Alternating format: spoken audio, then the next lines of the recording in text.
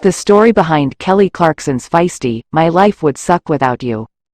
Kelly Clarkson was in a challenging place when My Life Would Suck Without You crossed her path in 2009.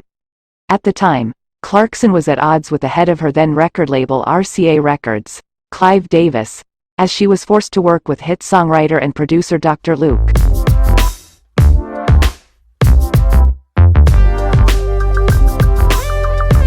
who co-wrote her previous hits, Since You've Been Gone, and Behind These Hazel Eyes.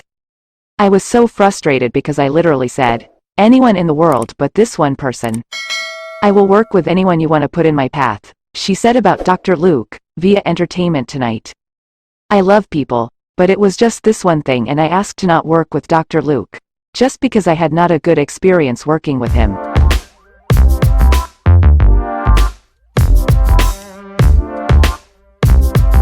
It was just one thing, and they just wouldn't even give it to me. For a decade, Dr. Luke was in a legal battle with Kesha after she sued him in 2013 for sexual assault and battery, gender violence, and more. The two reached a settlement this past June. Despite Clarkson's pushback to working with Dr. Luke, she did contribute lyrically to My Life Would Suck Without You, which was also written by Max Martin and Claude Kelly, but refused to take credit so that her name wouldn't be associated with Dr. Luke's.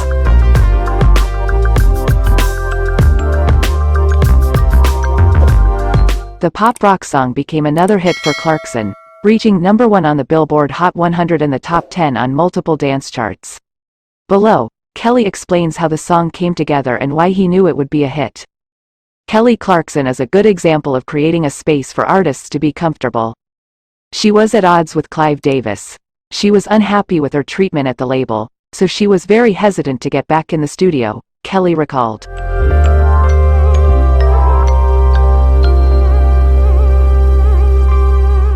She had worked with Luke before on the album before with Behind These Hazel Eyes and Since You've Been Gone, so there was history there.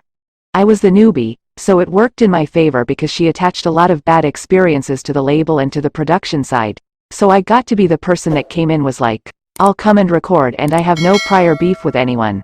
Let's just go in the studio together and have a good time.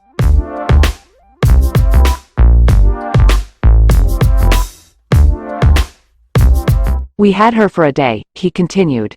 It was a song that me, Luke, and Max Martin worked on that I knew was a hit as soon as I heard Max Martin's idea. He's like the melody king. She came in for a day and that song is not easy to sing. It's high, it's rangy, it's rock, and it has attitude. She came in and did that whole song in an afternoon and that was it.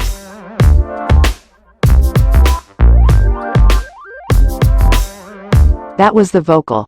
It was one of those things where I was like, if I'm in a studio with one of the best singers in the world, I'm gonna make sure I make the most of it. And the rest is history. The song came out and blew up, it went to #1. It was just an honor to be a part of a singer who I thought was dope from the first time I heard her on American Idol. Kelly is the first Idol winner, so it's cool.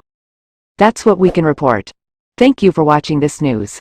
Don't forget to help this news office channel by liking, comments, sharing and subscribing.